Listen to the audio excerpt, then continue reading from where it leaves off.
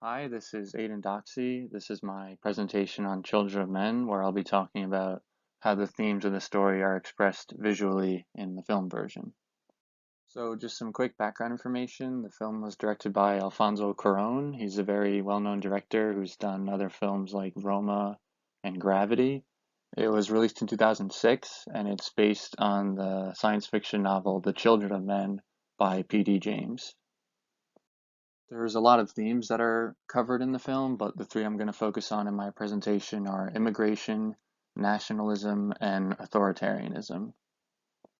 So before I analyze a few specific examples, I want to share this great quote I found from an interview with Emmanuel Lubezki, who's the cinematographer on the film, and he said, "We cannot allow one frame of this film to go without a comment on the state of things." And he was talking about how there's lots of political imagery in the film, and that's very intentional. And the purpose is to get the audience to think about how the dystopia in the film reflects some of the aspects of the society that they live in. Immigration and immigration policies that result in inhumane treatment of refugees are a big focus of the film, and sometimes the characters do address this directly in their dialogue, but a really clever way the director shifts the audience's attention towards this issue is the use of tracking shots, which traditionally follow one subject, usually the main character, through a series of actions, but Cuarón purposely drifts the camera away from the main character Theo and focuses on these very striking images of refugees being held in cages or transported in armored buses, and the mistreatment of immigrants is taken to an extreme level in the film, but it's still effective because it doesn't become so extreme that we aren't reminded of things that are happening in our own society. And on the next slide, I'm going to have a few examples of tracking shots. Извините, ладно смо, извините, želim smo, izvinite, molim vas, mora da je greška.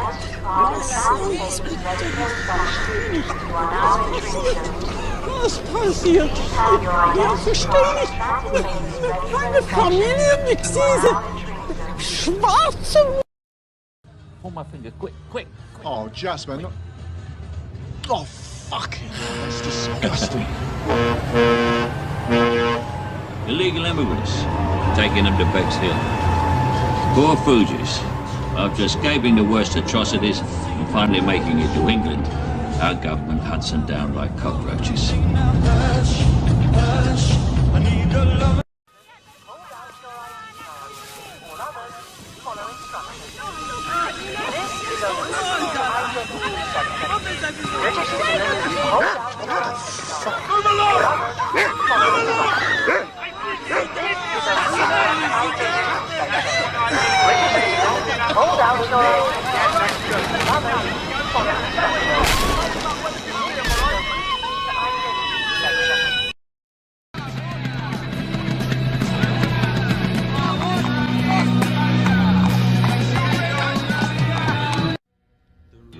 Chains of prison moons are shattered by the sun. I walk the road, horizons change, the tournament's begun. The purple piper plays his tune, the choir softly sing.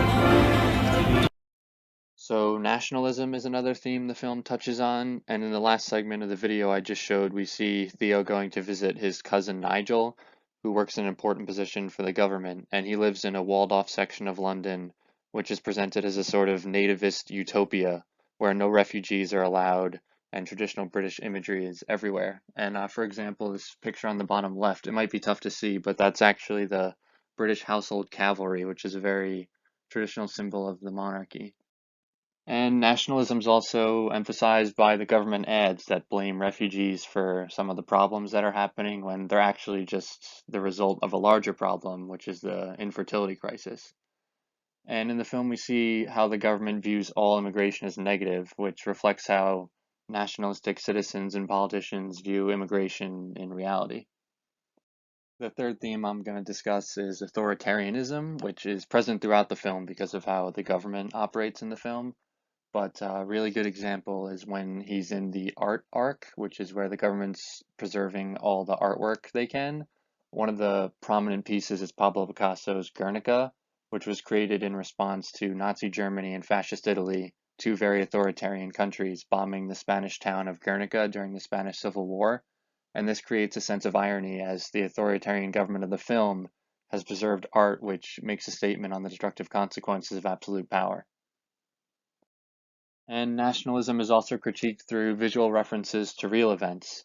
There's a sort of blink and you'll miss it moment when Key and Theo are going through the immigration processing center, and just in the side of the frame, I have it frozen there on the bottom right, you can see an immigrant who is being placed to resemble a very famous photo from the Abu Ghraib prison in Iraq, where during the Iraq War, prisoners of war were tortured by the United States because of a lack of proper oversight. And this reminds the audience that authoritarianism can still occur even on a smaller scale in a democracy if power is left unchecked. So that's all the examples I have, and these are my discussion questions, which are also on the handout. And this is my works cited, and that's it.